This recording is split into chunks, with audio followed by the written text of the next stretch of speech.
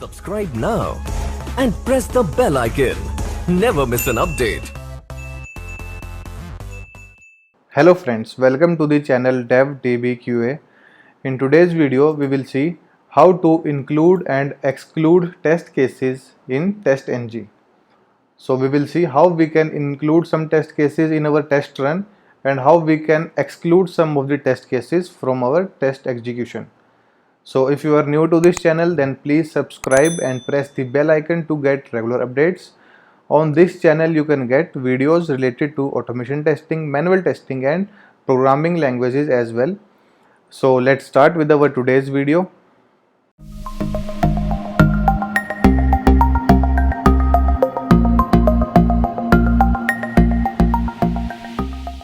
So this is our class that we have created in the previous video. This is the first class and there are two test cases inside it. So first of all, if you have not seen this video, then I will give the link in the description.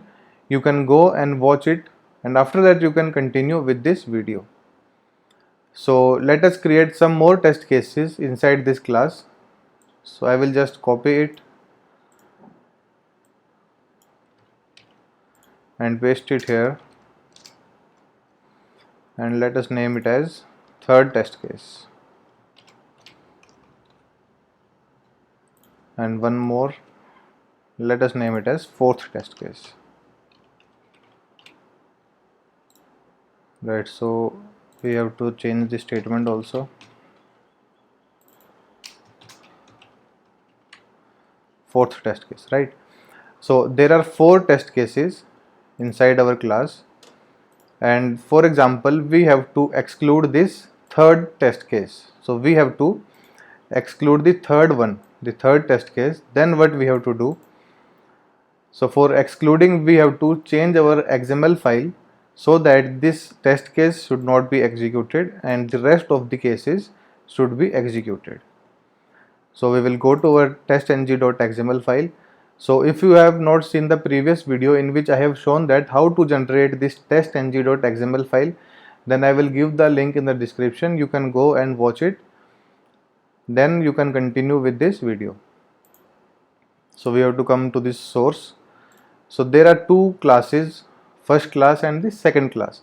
So we only have to execute the first class.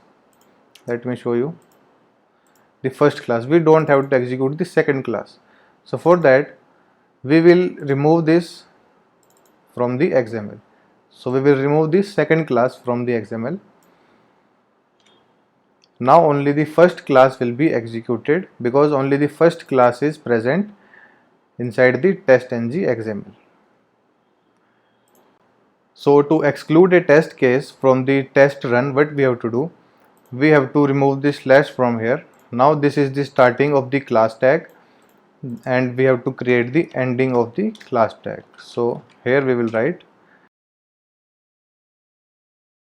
So this is the starting of the class tag and this is the ending of the class tag, and inside the class tag there is one tag that is methods, and here we will close the methods tag, and inside the methods tag we have to exclude a test case. For that we will write exclude name equals to, and in the double quotes we have to give the test case name, the method name you can say, and here we have to close the exclude tag. So inside the class, this first class, there are some methods. So similarly in the XML there are methods tag. So inside the methods tag we have to exclude the third test case. So using this XML we can exclude the third test case from the test execution. So let us save the XML and run it. Let us see what happens. So the third print statement should not be written on the console. So as you can see, first of all it has printed inside first test case, then inside fourth test case and inside second test case. The third test statement is not printed inside this console. And let us see what happens if we remove this code from the XML what we have written. Now if we run it, now let us see what will be the output. So as you can see, inside first test case, inside fourth test case, inside second test case, and inside third test case. So number of tests run are 4 and number of test case passed are 4. So in the console, as you have seen, the first test case, then the fourth test case. So the fourth test case is printed before the second test case. So the execution sequence is random. So there is a concept by which we can prioritize our test cases so that they all are executed in a particular sequence. So we will see the prioritization of the test cases in our next few videos. So we have seen that we have excluded the third test case from our execution. So if there, let us assume that there is a scenario that we only have to execute this second test case and we have to exclude all these test cases, first test case, third test case, and fourth test case. So one way is that we can write exclude for the 3 test cases, first one, third one, and the fourth one. So we have to write the exclude tag for the 3 test cases, or the other way or the smarter way is that we can only include the second test case for execution, then automatically all the 3 test cases will be excluded and only the second test case will be executed. So for including a test case in the test run, we have to write, so in place of exclude we will write include and the name, then the third test case. So let us take in the example of third test case.